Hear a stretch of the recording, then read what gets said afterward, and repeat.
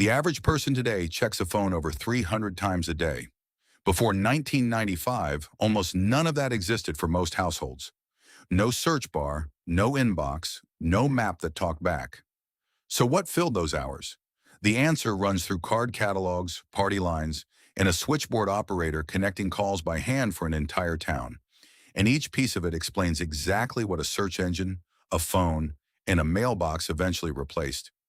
If you needed a fact in 1970, you walked to a library. The Dewey Decimal System, built by Melville Dewey in 1876, organized the shelves, but finding one specific fact still meant pulling open a card catalog drawer by hand, flipping through cards typed on a typewriter by a librarian. For anything obscure, you asked the reference librarian directly. A trained reference librarian at a busy library could field over 100 questions in a single shift. That job was the closest thing to a search engine that existed. Households paid for information instead of searching for it free. A full set of Encyclopaedia Britannica in the 1960s cost around $400, close to $3,500 today. And door-to-door encyclopedia salesmen made a living convincing parents their kids would fall behind without one. The set was already aging the day it arrived. Britannica printed a new edition only every few years, so anything that happened after printing stayed missing until the next one. Old newspapers lived on microfilm. Checking something from 5 years back meant a librarian threading a reel onto a projector while you scrolled through it by hand, page after page, squinting at gray text lit from behind. There was no keyword search. You found the date first. Then you read. Talking to someone outside your town cost money by the minute.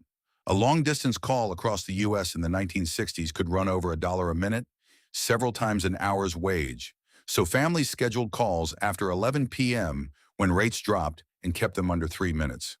Anything longer went into a letter, with a stamp that cost 5 cents in 1970. Many rural households shared a party line, a single circuit split between several neighbors, and anyone on the line could pick up and listen in on your call. For anything urgent, people sent a telegram through Western Union, billed by the word, which is why telegrams read like clipped headlines. Stop stood in for a period because punctuation cost extra too. A telegram carrying news of a birth, a death, or a job offer could cross the country in hours, and Western Union delivered over 200 million of them a year at its peak in the 1920s. News arrived on a fixed daily schedule, a morning paper, an afternoon paper, a radio bulletin at set hours, and the evening broadcast where, for nearly 2 decades, Walter Cronkite closed CBS Evening News with, "And that's the way it is." If something huge broke between broadcasts, papers ran a special edition, and boys sold it on the corner shouting the headline, which is where extra extra actually came from. Shopping without a store meant a catalog. The Sears catalog, running since 1888, sold everything from shoes to prefabricated houses customers ordered by mail and assembled themselves. And rural families, a day's ride from any store, built entire homes out of its pages. Finding a plumber or a used car meant opening the Yellow Pages, first published in 1886, or scanning the classified section printed in tiny type at the back of the daily paper. Watching a show meant showing up when the network aired it. Miss the episode and it was gone, unless you owned a VCR after the late 1970s and remembered to set the timer. TV Guide sold over 20 million copies a week at its peak in the 1970s just to tell people what was on and when. Music worked on the same schedule. To get a song, you waited for the radio to play it and hit record on a cassette deck, hoping the DJ stayed quiet through the intro. A camera loaded with film gave no preview. You shot 24 or 36 frames, dropped the roll at a drugstore, and waited 2 to 7 days to learn if anyone had blinked. People paid to develop photos that might come back ruined and had no way to know until the envelope arrived. Getting somewhere unfamiliar meant a paper map folded until it wore through at the creases, or a AAA TripTik, a custom strip map a travel agent built by hand for your exact route before a road trip. Get lost, and you pulled into a gas station and asked a stranger. Plans made in advance stayed fixed because nobody had a way to update them. Tell a friend to meet under the clock at Grand Central at noon, and you showed up at noon and waited because there was no way to send word that you were running 15 minutes late. By the late 1970s, some of this had already started to change.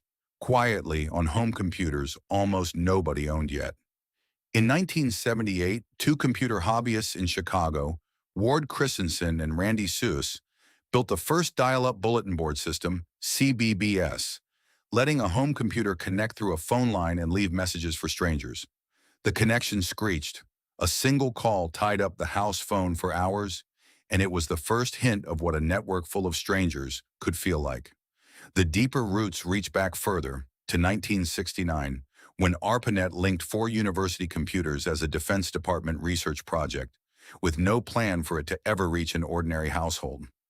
In 1971, an engineer named Ray Tomlinson sent the first message across that network and picked the @ symbol almost by accident, mainly because it wasn't likely to show up in anyone's name. For over 2 decades after that, all of it stayed inside universities, the military, and a handful of research labs. It reached ordinary living rooms only in the mid-1990s, when America Online began mailing millions of free trial CDs, and modems started screeching through phone lines in houses across the country. Every piece of this ran on the same principle. The card catalogs, the party lines, the telegrams billed by the word, the 2-week wait for photographs, the fixed meeting time under a clock. Information moved only as fast as a person could carry it, type it, or read it aloud. None of it arrived instantly, and all of it required waiting, planning, and trusting a stranger to get it right. A reference librarian, a telegraph operator, an operator on a switchboard. The internet did not just speed that process up, it removed the wait, and it removed most of the people who used to do that work in between. 300 phone checks a day filled the space where all of that used